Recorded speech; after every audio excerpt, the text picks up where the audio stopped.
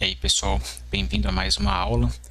Você que está estudando aqui para o concurso da Petrobras, nós vamos ver agora sobre simbologia e diagramas elétricos, diagramas unifilares e trifilares, esquemas de acionamento e controle. Nessa primeira parte, nós vamos ver sobre os diagramas, ok? Vamos lá. Lembrando que o objetivo aqui não é fazer você virar um especialista em diagramas elétricos, não. O objetivo aqui é fazer você acertar a maior quantidade de questões possíveis, né, dentro desse assunto. Então vamos lá. De onde vêm os símbolos usados na eletrotécnica? Os símbolos usados, eles vêm de duas fontes. A primeira fonte aqui é a ABNT NBR 5444. Lembrando que essa norma ela já foi cancelada e não entrou nenhuma outra norma brasileira no lugar. Então, assim, todos os símbolos que caem em provas hoje, ou eles são dessa norma, ou eles são da IEC 617. Apesar da norma ABNT NBR 5444 estar cancelada, ainda assim, os símbolos que constam nessa norma são símbolos convencionados. O que é isso? São símbolos que, de tantas pessoas utilizarem, virou senso comum. Então, por isso que ainda hoje, apesar da norma estar cancelada, é necessário que você, como candidato, estude, né, aprenda sobre essa norma, porque isso vai ser cobrado na sua prova. Da mesma forma, à medida que o tempo vai passando, né, com o desuso da BNT 5444, com o desuso dessa norma, vai sendo introduzida a IEC, que é a norma internacional, a IEC 617. Essa norma aqui, ó, é uma norma internacional. Por que entrou essa norma internacional? Porque existe uma regra dentro, né, dos esquemas de padronização no país, né, que quando você não tem uma norma nacional, você busca imediatamente uma norma internacional. Então, na omissão ou ausência de uma norma nacional sobre determinado conteúdo, determinado assunto, a norma que vai entrar é exatamente uma internacional. Então, a IEC 60617 entrou no lugar da NBR 5444 porque ela foi cancelada, ok? Agora me pergunte por que ela foi cancelada. Tem vários motivos, né? Um deles é que a Câmara de Comitê Brasileiro de Eletricidade simplesmente decidiu porque achou a IEC mais conveniente, né? Ou seja, ela estava mais completa. Então acho que falta de interesse mesmo, né, em querer renovar, né? Simplesmente preferiram, né, dedicar o tempo a outros assuntos, a outras questões que precisavam de normas, né? Então deixaram de lado a 5444. Por isso ela foi cancelada, ok? Então vamos lá. O objetivo aqui é fazer você acertar mais questão. Então vamos ver aqui, né, a base para acertar questões do conteúdo aí de simbologia e diagramas elétricos. Vamos lá. Primeira coisa, né? Vamos lembrar aqui alguns conceitos, né? Esse símbolo aqui, que símbolo é esse? Esse símbolo aqui é uma chave, tá? Uma chave.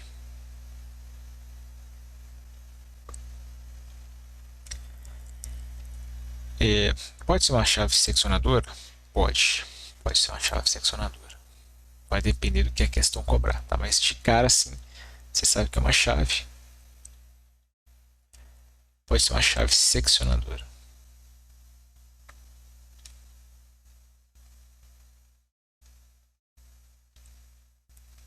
Muito bem. Essa segunda figura aí, que símbolo é esse? Esse aqui é um símbolo de um disjuntor termomagnético.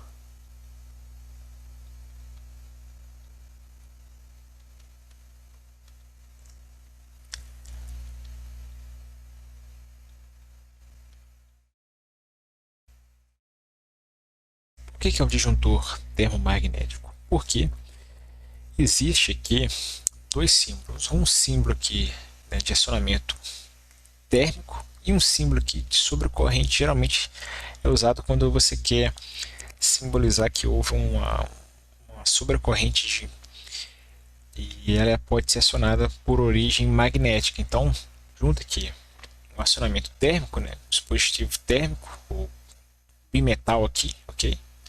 Mas a parte aqui, né, magnética, então irei exatamente o disjuntor termomagnético. Aqui está exatamente os contatos, né, podendo ser acionado também manualmente, né? Esse símbolo aqui,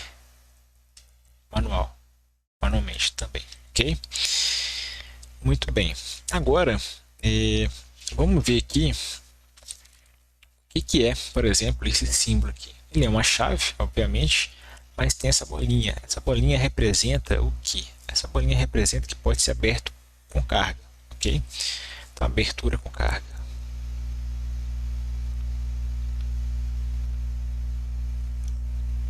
A abertura é com carga.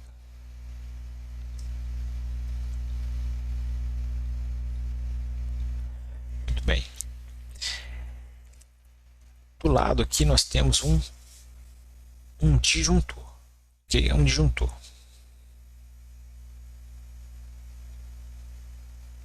Lembrando aí, né, que esse aqui é um disjuntor termomagnético, né, pelo símbolo, né, e aqui é um disjuntor, né.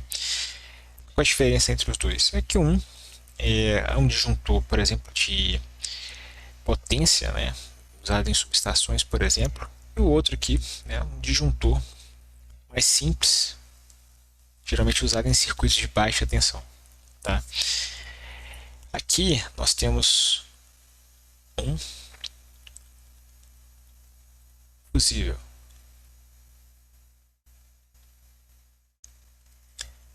E agora vem uma curiosidade. Quando nós vamos na norma IEC, o texto em inglês, essa figura aqui está classificada como circuit breaker. Circuit breaker.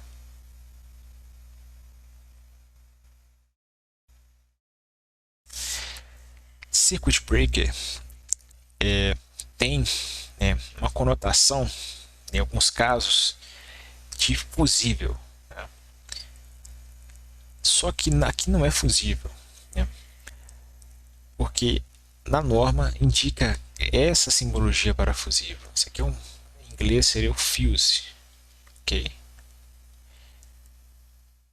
Então, apesar de chamar circuit breaker, aqui nós vamos considerar como disjuntor mesmo, e aqui vai ser o fusível, ok? Vamos lá. Aqui tem duas entradas em corrente alternada e duas saídas em corrente contínua. Esse símbolo é um inversor.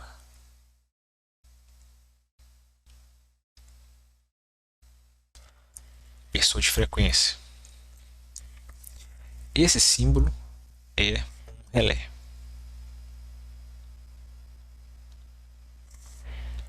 Sendo um relé, de que tipo? Esse X no quadrado aqui é exatamente um relé temporizador.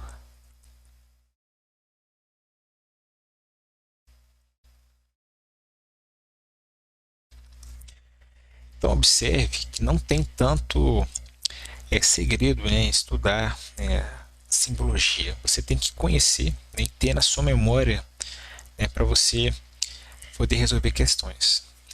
Vamos ver agora alguns exemplos de questões, né, envolvendo simbologias, ok? Vamos lá. Questão 1. Modelo da banca Sebrasp, né? Julgar certo ou errado. Vamos responder aqui. Julgue certo ou errado. A figura acima exibe um relé de sobrecorrente acionado por dispositivo magnético. Certo ou errado? Então a figura acima exibe um relé de sobrecorrente. Certo. Ok? Sobrecorrente. Muito bem. Agora esse relé de sobrecorrente, ele é acionado por dispositivo magnético, certo ou errado? E esse símbolo aqui, como foi falado anteriormente, é um dispositivo de acionamento térmico, ok? Não magnético. Então, a palavra magnético aqui está errada. Isso aqui é um acionamento térmico.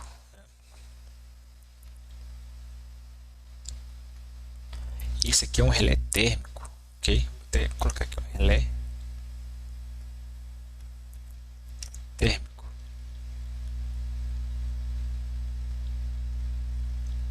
Logo, essa questão está errada. Vamos colocar aqui um Ezinho aqui, né? Questão errada. Muito bem.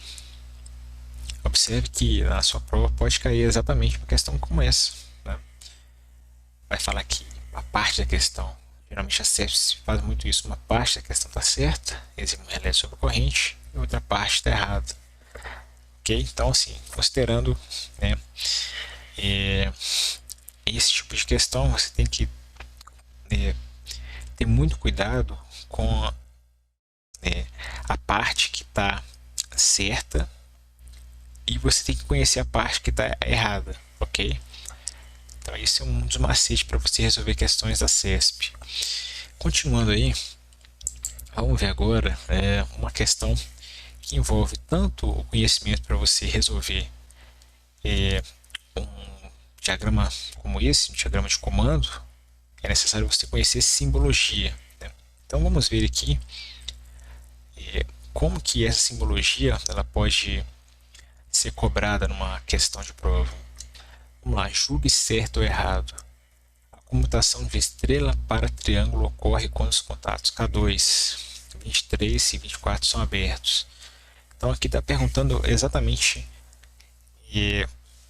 sobre a comutação estrela-triângulo. Eu já sei então que esse diagrama é um diagrama de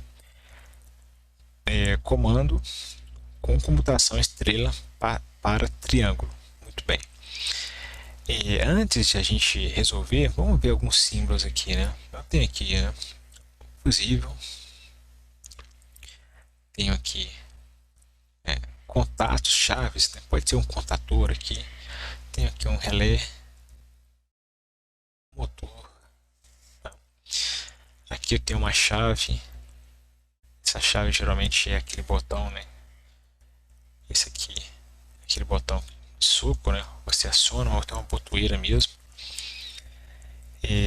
Tem aqui os contatos, né? Aqui, ó, K1, K2, K23, K24, K31.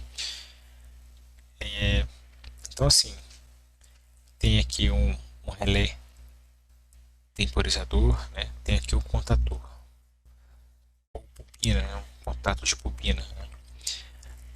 Então, vamos lá, vamos resolver isso aqui. A computação estrela-triângulo ocorre quando os contatos K2, 23 e 24 são abertos. Será que isso é verdade? Vamos conferir aqui. Vamos lá. Quando que vai iniciar esse circuito aqui? Quando o S1, essa chave aqui, for acionada.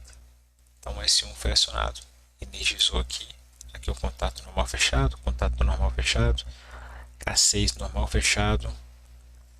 Então chega tensão aqui, essa tensão alimenta K2 e alimenta K6. Muito bem. K6, para os contatos deles mudarem de status, ou seja, de aberto para fechado ou de fechado para aberto, o K6 ele só vai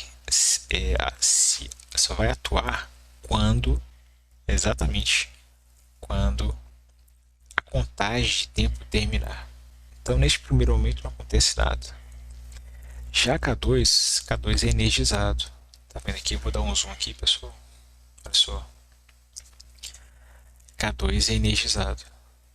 Então, K2 sendo energizado, o que vai acontecer?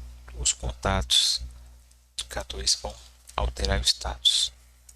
Então, onde aqui está aberto, aqui vai ser fechado nesse primeiro momento.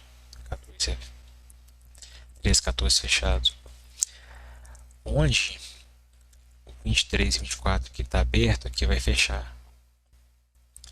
E aqui vai abrir, ok? Aqui vai ficar aberto mesmo, tá? Então, quando o K2 fechar aqui, K1 vai energizar. Vamos ver aqui. K1 energizado, olha só. K1 fechou. Então, uma parte do motor passa a ser alimentado. K2 já está fechado, então o acionamento estrela já está funcionando, né? Aqui nós temos fechamento em estrela, tá? As três fases estão ligadas a um ponto em comum. Ok.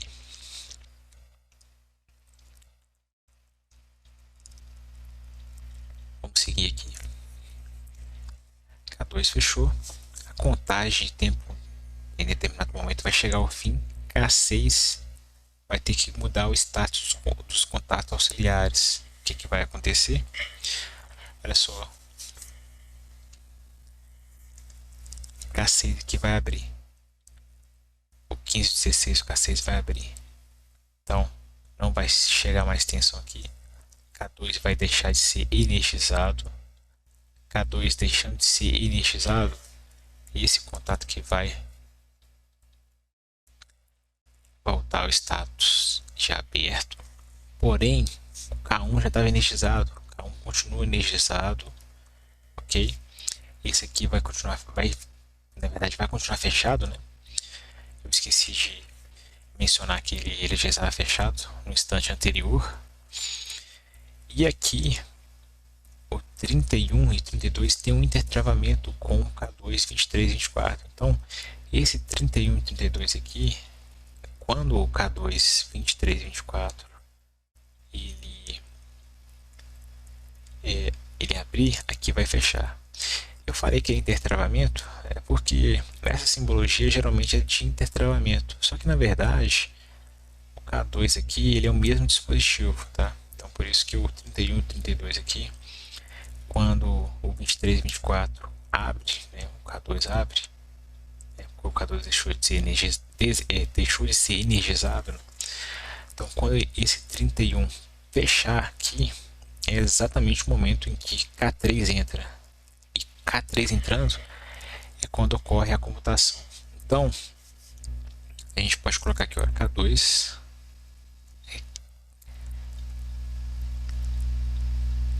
31 e 32 são fechados. A computação de estrela para triângulo, ela acontece exatamente quando K3 é energizado, e K3 só é energizado, ou seja, o contator K3 só é energizado quando o contato 31 e 32 do contator K2 sofre a alteração de estado, ou seja, passa de aberto para fechado, ok? Então, essa questão, essa afirmativa, nós vamos marcar aqui como errado, ok? Então, observe que não tem como você resolver uma questão dessa de comando sem conhecer simbologia. Então, a CESP, ela geralmente vai fazer isso, tá? Ela vai misturar um conteúdo em cima de outro, ou seja, um assunto por trás de outro, e a questão pode envolver até mais de um determinado conteúdo programático, ok? Fique atento a isso aí. Agora, vamos continuar resolvendo questão aí. Vamos ver aqui a questão 3, né? Julgue certo ou errado. Os símbolos representam, respectivamente, um interruptor seccionador, motor, campo shunt, chave seccionadora, gerador fotovoltaico e motor de corrente contínua campo série. Então vamos conferir aqui. Isso aqui é um interruptor seccionador? Sim, isso aqui é um interruptor seccionador, tá? Você tem condições de acionar manualmente, né? E ele vai seccionar o circuito, ou seja, vai separar, né? Então é considerado sim um interruptor seccionador. Essa segunda figura, ela é um motor, porém ele é um motor aqui de corrente alternada. Motor de corrente alternada, aqui está falando que é campo shunt. Tá certo isso? Hein? Olha, motor de corrente alternada, na verdade, não tem essa classificação de campo shunt, né? Então, aqui a gente detecta o primeiro erro, tá? Não existe motor de corrente alternada, campo shunt, beleza? Seguindo aí, nós temos essa figura, que ela é uma chave fusível, tá? Vou colocar aqui chave fusível.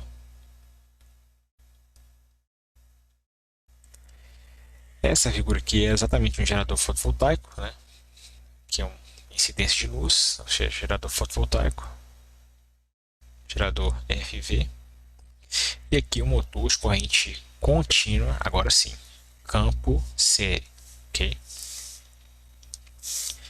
Então, essa questão está certa ou está errada? A questão está errada, porque aqui fala que é campo shunt, esse aqui remete ao motor de corrente contínua, e aqui é motor de corrente alternada. Então, tá errado aqui, esse aqui está errado. Chave seccionadora, aqui não é uma chave seccionadora, aqui é uma chave fusível. Chave fusível. Então, mais uma vez aí a questão errada. Ok? Então, fazendo análise dessa questão, é necessário conhecer os símbolos previamente. O que eu recomendo para você conhecer o símbolo, né? Estuda a norma IEC 60617. Tem um material complementar, você baixa esse material complementar. O que vai acontecer? Você vai ter acesso, né, aos principais símbolos que poderão cair na sua prova. Obviamente, não coloquei nesse material todos os símbolos que constam na norma, com o seguinte objetivo, né? Eu quero simplificar. Então, se você tiver que decorar a norma inteira, talvez você não tenha tempo hábil até a prova. Então, simplificando, você tem acesso a um material mais enxuto, com grande chance de ser exatamente o que vai ser cobrado. Questão 4. Julgue certo ou errado. Considerando as informações do diagrama de controle e do diagrama de força para comando e acionamento de um motor de indução trifásico mostrados na figura acima, julgue os itens subsequentes. No diagrama de força, há duas unidades de relé térmico instalados, uma na fase L1 e outra na fase L3. Esses relés têm a finalidade de proteção do motor contra sobrecargas. Então vamos lá. Lembrando novamente, questão com duas informações para serem checadas aqui. Primeira informação. No diagrama de força, há duas unidades de relés térmicos instalados. A pergunta é, isso é verdade ou mentira? Verdade. Realmente tem duas unidades de relé térmico aqui. Quais são? Diagrama de força, olha só. Aqui é o diagrama de comando, né? Tem os botões aqui para comandar. E aqui, olha, nós temos dois relés aqui. Então, exatamente nesse ponto aqui, nós temos dois relés, um na fase L1, olha só, fase L1, e outro aqui na fase L3. Observe, então, que essa primeira parte da questão está certa. Agora nós precisamos checar se a segunda parte da questão também está certa. Vamos ver aqui. Esses relés têm a finalidade de proteção do motor contra sobrecargas. Para que serve o relé térmico? O relé térmico ele é exatamente no relé que a temperatura ela vai circulando no condutor até chegar a determinado valor e o relé atua, né? Então, a temperatura no condutor vai aumentando aos poucos até o relé atuar. Isso é típico de um relé contra sobrecarga, né? Porque a sobrecarga ela é diferente do curto-circuito, né? O curto-circuito ele é algo muito rápido e a sobrecarga é um pouco mais lento, né? A sobrecarga ela aciona os dispositivos mais lentamente. Então, tá certo, sim, ok? Vamos considerar aqui que exatamente essa questão está correta. Vamos marcar aqui um C, C de certo, ok? Muito bem. Continuando aí, questão 5. Julgue certo ou errado. Os dispositivos X, Y, Z correspondem, respectivamente, à chave seccionadora, disjuntor e transformador de corrente. Vamos ver aqui. Dispositivo X. O que o dispositivo X representa aqui? Isso aqui é uma chave seccionadora? Sim. Aqui é uma chave seccionadora. Chave seccionadora.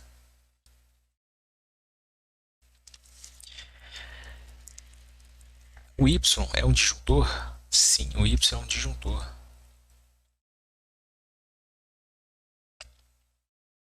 Observe que aqui é um diagrama diferente do apresentado, né, nas questões anteriores.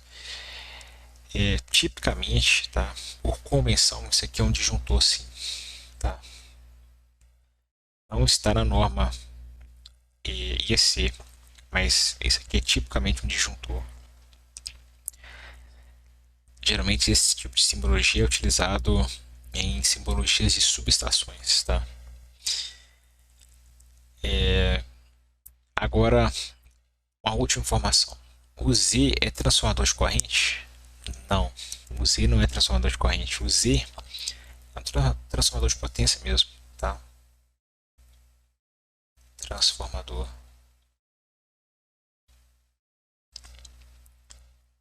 de potência.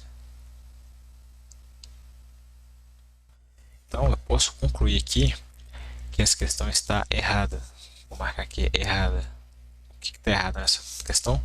Tem dois itens certos, né? Como eu falei, a Sebrasp faz muito isso, né? Coloca parte certa e só o finalzinho que está errado. Então, exatamente aqui, o finalzinho está errado. Tem que ficar muito atento a isso na sua prova, tá?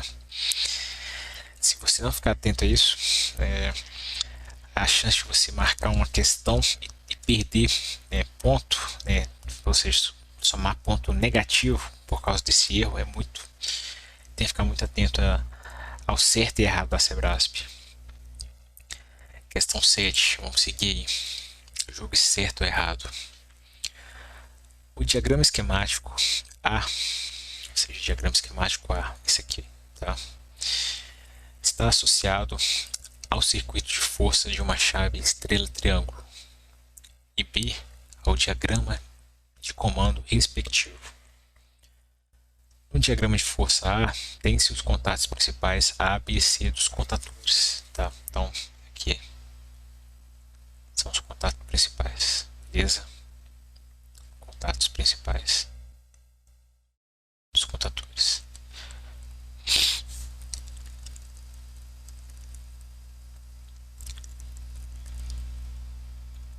No diagrama de comando, nós temos os contatos auxiliares C1, C2 e C3. Então, vamos ver aqui C1, C2 e C3. Vamos agora para a afirmativa e vamos julgar se ela está certa ou se está errado. A correta associação dos contatos principais A, B e C aos contatores C1, C2 e C3 é respectivamente. Então aqui está falando que A, C, B. Isso aqui está certo ou está errado? Vamos checar. Né? Primeira coisa, eu tenho que identificar o que é a chave, o contator relacionado à ligação estrela, qual é o contator que é fixo, né? E qual que faz a computação. Então, eu sei que aqui o C é o contator que fica estrela, né? Ele entra por último. Não, na verdade ele entra primeiro, a estrela entra primeiro, tá? Desculpa. Aqui é o que faz a computação, né? Ele entra por último, né? Pra cá é o último. É o triângulo, ok? E aqui é o que o motor já fica ligado fixamente. Então vamos ver aqui, né? O acionamento, né? Contato que fecha, contato fecha aqui. C2 é acionado. C2 é acionado. Aqui a gente tem um relé aqui. Por outro lado, né, C3 está aberto, certo? C3 está aberto aqui, C1 também está aberto. Quando que C1 ou C3 vai fechar?